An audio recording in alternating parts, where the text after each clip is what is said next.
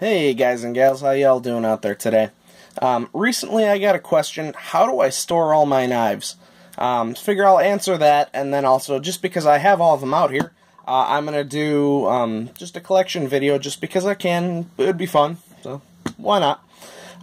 When I store my knives just here at home, I'm using a Protector series case, you can see the emblem here, by a company called Plano, or Plano. It's model 1404. You can pick these anywhere from 15 to 20-ish bucks usually. It's not the sturdiest case or anything, but it's just for storing my knives here at home, so it doesn't really need to be too super sturdy or anything. It definitely gets the job done though. It is double foam inside here. Get this open. It's 2-layer foam, on this part, and then obviously there's top layer up here. It's actually really simple whenever I get a new knife, or when I need a new hole at least. I actually just cut a new hole for this thing because I had to move the row down. Normally I just take out my Leek. It's nice and thin blade profile, just stab in, move a little bit just over and down, and just cut a square basically. It works very easily, it's very easy to cut, and I gotta say, it does hold the knives very securely, and I have no problems with how I've been doing this. I've actually been really liking this. I was using a drawer in my nightstand with a similar type of foam that I'd put in there, but honestly, I just kind of run out of room because I just had them all laying show side up, and I couldn't fit any of the Swiss Army knives, or how many of these were actually not even in there, so it's nice to have them all in one place. Alright. Just going down the line here, start with my Multitools. This is a cheap Swiss Army knife knockoff that I got from my dad years ago. It's actually been retired now just because I don't want to lose it. It's more just sentimental value, just because I did get it from my dad. Pretty much standard Victorinox type tool set, basically. I mean, really simple, but like I said, that's one I don't want to lose. And this one, just a Victorinox camper. Actually, I found this one. It has someone else's initials on it, sadly. They were so close, though. You guys know what Swiss Army knives are. I mean, they're good knives, especially for what they do. This is the Super Tinker. This is probably the one I carry the most, just because it's got, your Phillips head, and it's got, the rest of your standard tools. And the scissors, honestly, are what I really like about it. Probably my next favorite one here is this black one. This is actually the regular Tinker. This one, it's actually another one that I found. Is in, it's really beat up, but the tools still work very well, and I just put an edge on it. Works very well. It's just slimmer. It's basically a Spartan, just with the Phillips head instead of the screwdriver. Or, sorry, the can opener, duh. And then I also have the Trooper here. This doesn't have any tools on the back, so it's just got your knife, your smaller knife, your can opener, and your flathead and cap lifter. And then, of course, just the tiny little SD, I think they're called. Then the last multi-tool I have, honestly, is just my Leatherman Wingman here. This is a great little tool. The reason I like it is literally just because it has a pocket clip. It comes in handy. The knife, accessed from the outside, has a little liner lock. It does come in handy. I don't carry this all that often because with my multi-tools, I never need a pliers all that much, unless I'm out and about. So honestly, most of the time I just carry a Swiss Army knife, but I always keep a Leatherman around. Alright, on to just my general smaller EDC knives. Well, I guess some of them aren't even that small anymore. This is just a little Uncle Henry. I think this is, 80s, 90s vintage. It's a small beater. I picked up for almost absolutely nothing. It's got 3 blades on it. It can come in handy. It's something I don't mind losing. Then just another cheap little Barlow. This one, actually, my fiance gave to me years ago. So it's, again, got some, special meaning to it. Yeah, it's not a bad little knife, but, it's a cheap slip joint. And then, I guess I've actually been getting into case knives lately. I'm kind of surprised that I am. They never really did all that much for me, but I guess I've been enjoying them lately. This is the full-size Trapper. If you look at the clip point blade here, I don't know if it'll show up in my lighting, but I've been putting a natural patina on that one, just through kitchen prep and, you know, just basic stuff like that, mainly food oriented. And then the other blade, just because I was curious on the difference, I wrapped it in paper towel and put vinegar on it. So this is a forced patina. It's almost kind of like acid etching.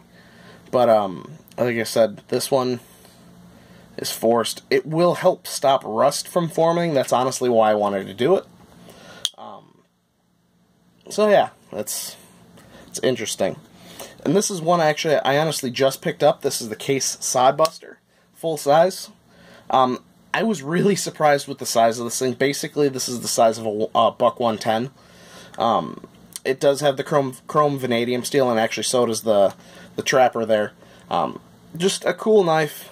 It's very useful. It's a very nice slicer because they're so thin. Yeah, it's just an enjoyable knife to carry. I really, like I said, been getting into the cases. Alright. Then also, this is the Kershaw Dividend. If you have not tried this knife, definitely try it. It's basically like a Leek, just a little bit bigger and more hand-filling. I gotta say, I'm very much in love with this thing. It does great work. The 420HC steel isn't the best, but it's easy to sharpen, and Kershaw did a decent job heat treating it, so it's not that bad. And finally, the last one of my EDC knives, my Kershaw Leek. This is actually the Walmart exclusive with the gray handle and black wash blade. This is also the liner lock. I do like the Leek. It's nice and small. Ken Onion design. I mean, what can you say about it? The Leek is just, it's one of those EDC standards out there that a lot of people love. It really does come in handy, especially if you don't want to be pulling out, some of your bigger knives in public. Something like this won't scare anybody. Or if it does scare someone, I mean, that person is just, they probably shouldn't leave the house if this scares them. So, yeah. Alright. Out of my EDC knives into my Kershaws. Well, actually, the rest of my full-size Kershaws. One, Kershaw Launch 5. This is my favorite knife out of my entire collection still. Even after all the knives I've collected, I don't know what it is about this knife. I just absolutely love it. I still use this one to this day. I try not to beat on it. If I want to beat on a Launch 5, I just go to this one here.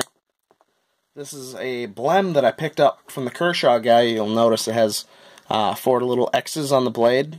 If my camera will focus here. Close enough, whatever. Like I said, it has 4 little X's on it. I decided just to weather the heck out of the handle with sandpaper. Just because I thought, why not? It was cheap with it being a blem, so. Then we'll go into Launch 1 here. I did try a little mod. I got this rubberized grip tape. Honestly, this stuff feels just like the Track Tech from the Kershaw Blurs. I gotta say, this really improved this knife. It was great before. It is even better now. I gotta say, I really do like what that did for it. Then we have the Kershaw Launch 3. This is a great launch model, especially if you want something just a little bit smaller, but still has good capabilities.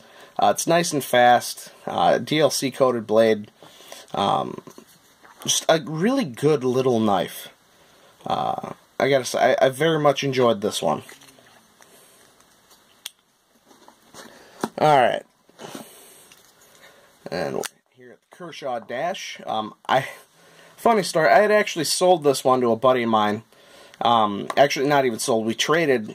He wanted the black one, and I ended up getting the red one from him.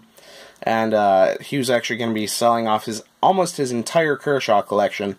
I had to get it back, so I have it here. It's still in great shape. This is still holding up. I know he used it. He didn't abuse it, though. If you can still get a Kershaw Dash, I highly recommend it. These are really, really great knives. Alright, one hasn't seen on my channel yet. This is the Kershaw Link in the nice blue color. This isn't the House of Blades exclusive, so it is just in the 420HC.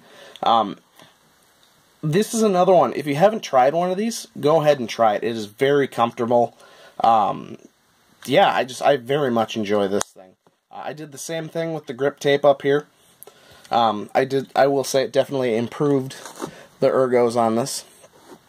And then my last Kershaw Cryo 2. This is one that I've had for so long, I don't think I could ever get rid of it.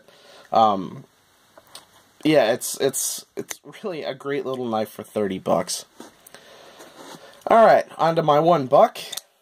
This is the Buck Marksman. I actually did the same weathered type look on this one that I did on my other Launch 5, my Blem. Very, very comfortable knife in hand. Super smooth, just fall shut action. No complaints about the Marksman. If you've been looking at one of these, definitely do it. The Tanto seems kind of like a weird Tanto shape, but if you enjoy it, whatever. Alright. On to my Benchmades. This is the Benchmade Barrage in the drop point. I gotta say, I was kind of on the fence with this knife when I first got it. I wanted to try one, just because, you know, it's an Osborne design, and he designed very good knives. Sadly, he has passed away, so we won't get any more from him. But I wanted to try it just because it was an Osborne design. I also did the grip tape on this one. Once I did that, this improved this knife so much that it's hard to honestly explain. There is a small thumb ramp, but without any type of grip. It was really still just so slippery. This has improved this knife so much, and I very much love this now. So I was very on the fence with this one. Luckily, that worked. Alright, then my engagement knife. This is my Benchmade Presidio 2. S30V steel. This is also a first production. Number 572 of 1,000. Great knife. If you have a chance to pick this up, or the auto, definitely do it. It's so comfortable in hand. It is definitely heavy, I will admit that. But hey, you know, whatever. I don't mind a heavy knife. Then, of course, the classic Benchmade Reptillian. This is my absolute EDC standard on my channel here. You guys seen that enough? Another Hinderer design that I just couldn't live without. This is the 0566 from ZT. It's basically the Cryo 2. Just a little bit thinner in handle, meaning thinner this way. It's actually, I think, a little thicker in the other dimension. But it's a little less wide. I gotta say, it is definitely more comfortable in hand. The jimping is a lot more purposeful.